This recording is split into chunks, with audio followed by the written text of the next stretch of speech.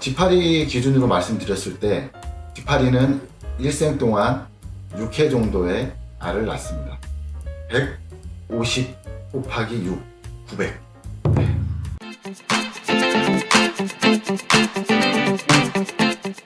안녕하세요.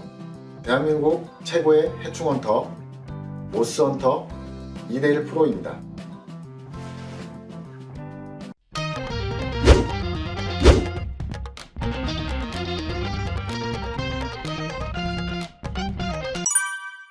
이번 영상에서는 파리 퇴치에 관련해서 정보를 말씀드리려고 합니다.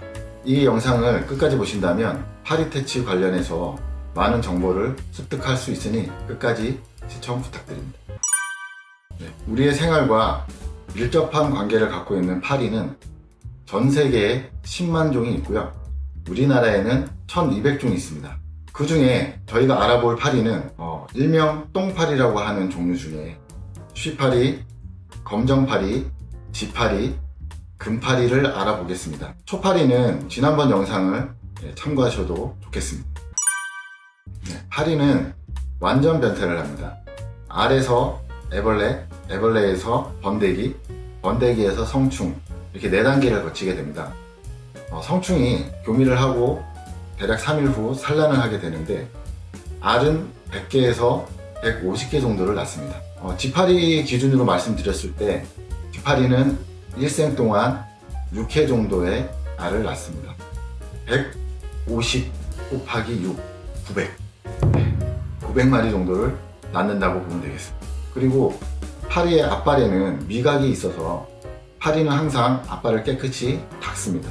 이렇게 비비는 모습을 많이 보셨을 텐데 파리의 그 혀를 닦는다고 보시면 됩니다. 새로운 것을 맛봐야 되기 때문에 계속 이렇게 닦는 습성이 있습니다. 그리고 파리는 액체로 된 먹이 그리고 반액체로 된 먹이를 선호하고 고체일 경우 소화액을 뱉어내고 같이 흡입하는 방식으로 먹이를 먹게 됩니다. 파리에 따라 차이는 있겠지만 주로 좋아하는 음식은 썩어가는 음식, 부패가 진행되고 있는 음식과 사람의 분변과 동물의 분변을 굉장히 좋아하고요. 동물의 사체를 선호하는 파리도 있습니다. 사람이 피를 먹고 사는 파리도 있습니다. 이러한 지저분한 습성 때문에 사람한테 주는 여러 가지 피해가 있습니다. 파리는 파리의 다리에 잔털이 많이 나 있는데 이 잔털에 온갖 세균을 다 묻히고 다닙니다. 그래서 음식을 파리가 섭취를 할 때 이 세균을 옮겨 놓게 됩니다. 그럼 사람이 그걸 먹으면 장티푸스, 콜레라, 이질, 눈에 들어갔을 경우에는 결막염도 일어날 수 있습니다. 이렇게 소화기계 질병을 일으킵니다. 그리고 동물이나 사람의 상처에 알을 낳는 습성을 가진 파리가 있습니다. 이것을 승저증이라고 합니다. 해외에서는 채채파리라고 있는데 이 채채파리는 사람의 피만 먹고 삽니다. 그 과정에서 수면병이라는 계속 잠이 들게 만드는 병을 일으키기도 하고요. 최근에 국내에서도 채채파리가 아니라 먹파리라고 하는 종류가 사람을 물기도 합니다. 모기에 비하면 몇백 배나 가렵고 아프다고 합니다. 외국에서는 이 파리를 샌드플라이라고도 부릅니다. 파리의 존재를 확인하기 위해서 검진을 진행할 때 가장 중요한 것은 냄새입니다. 냄새가 어떻게 나느냐 먼저 판단을 하고 썩은 냄새가 난다면 썩은 냄새가 나는 원인 물질을 찾아서 해결해야 됩니다. 그리고 전원주택일 경우에 주변에 쌓아둔 두엄이나 퇴비가 있는지 확인하시고 주변 배수구에 이물질이 많이 끼어서 냄새가 올라오는지 또 확인해 보시고 집안에 썩어가는 음식물들이 존재하는지 꼭 확인해 보셔야 됩니다. 냄새 원인을 파악하기 위해서 가장 중점적으로 봐야 될 것은 쓰레기통, 트렌치, 하수구입니다. 파리가 집 안으로 들어오는 것이 목격이 됐다면 먼저 들어오는 입구를 차단해 주는 게 최우선입니다. 차단 후 원인 물질이 발견됐다면 원인 물질 청소가 1번이고요. 그리고 두 번째로 청소해낸 이후에 살충제를 분무해야 됩니다. 살충제를 분무할 때는 정화조 같은 경우에 구데기 상태에서 더 자라지 못하도록 성장 억제제를 뿌려주는 경우도 있고, 보통 정화조가 아닌 일반 가정집일 경우에는 많이 쓰는 농약 종류의 구제제를 써도 되고요.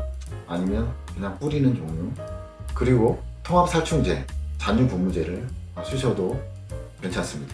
그 이후에 성충이 된 파리를 다 잡아주셔야 되는데, 사람의 손으로 때려잡는다, 그리고 파리채로 잡는다, 전격 파리채로 잡는다, 이런 여러 가지 방법이 있지만 가장 좋은 거는 글루형 포충 등을 설치를 해서 포충기에 포집을 하는 방식으로 잡아내는 것이 가장 효율적이고 좋은 방법입니다. 그 이후에 성충을 잡은 이후에는 냄새 관리를 해줘야 됩니다. 아무리 청소를 잘 했다 하더라도 거기에 잔유물이 남아서 냄새를 풍기게 되는데, 그 냄새를 억제하기 위해서 일반적으로는 탈취제를 그냥 뿌리면 되는데, 페브리즈나 아니면 슈퍼에서 파는 그런 탈취제도 많긴 한데, 피톤치드 가정에 구비하고 계신 분들은 피톤치드를 뿌리셔도 되고요. 그리고 그거보다 더 좋은 거는 코로나 때 저희가 살균을 많이 했잖아요. 그때 살균제, 염소계 살균제를 많이 썼는데, 그 살균제가 부패를 막아줍니다. 미생물이 부패를 진행하는 과정을 살균제가 막아주기 때문에 냄새가 곧바로 감소가 될 수 있습니다. 때려잡거나 포충기로 잡는 방법도 있고, 에어졸을 뿌려서 잡는 방법도 있습니다. 근데 에어졸을 뿌릴 때 주의해야 될 것은, 에어졸로 파리를 겨냥해서 뿌리게 되면 잘 안 잡힙니다. 파리가 곧바로 죽질 않습니다. 파리를 곧바로 죽게 만들려면 파리가 가운데 붙어 있다고 가정했을 때 그 주변을 에워싸듯이 뿌려서 파리를 가두면서 잡아야 돼요. 그렇게 되면 한 번에 파리를 잡을 수 있습니다. 파리는 완전 변태를 하는데요. 완전 변태의 총 기간은 한 사이클에 14일에서 15일 정도 소요가 됩니다. 먼저 파리가 산란을 하게 되면 12시간에서 24시간 이내에 부화가 됩니다. 알에서 부화가 되면 저희가 잘 알고 있는 구더기가 되는데요. 구더기 인체로 1.8일 정도 지나면 1령이 지납니다. 허물을 한번 벗는 거죠. 그리고 2.5일 정도가 지나면 다시 2령이 됩니다. 허물을 또 벗습니다. 그 후에 4일에서 5일 정도가 되면 다시 마지막으로 허물을 한번 더 벗습니다. 3번, 1, 2, 3령이 지나서 마지막으로 허물을 벗게 되면 7일 정도 경과했을 때 번데기가 됩니다. 번데기인 채로 대략 7일 정도, 한 일주일 정도가 지나면 성충이 됩니다. 이렇게 1년의 과정이 한 14일에서 15일 정도가 걸리는데, 법건충학이라는 학문에서는 사람이 죽었을 때 구더기가 발생한 시기, 이렇게 이 사이클을 통해서 언제 죽었는지, 어떻게 사체가 부패가 진행됐는지 이렇게 판단하기도 합니다. 구더기가 다발적으로 많이 발생하는 곳에 살충제를 뿌릴 때 어지간한 살충제로는 잘 죽지 않습니다. 뿌리고 나서도 한참 지나야 구더기가 죽는 현상이 있기 때문에, 혹시 만약에 가게 내부에, 홀에 구더기가 갑자기 튀어나오는 경우가 있는데, 그럴 때는 살충제를 뿌릴 때 잔류분무제를 뿌리는 것보다 강력한 바퀴벌레를 잡는 에어졸을 뿌리는 게 좀 더 빠릅니다.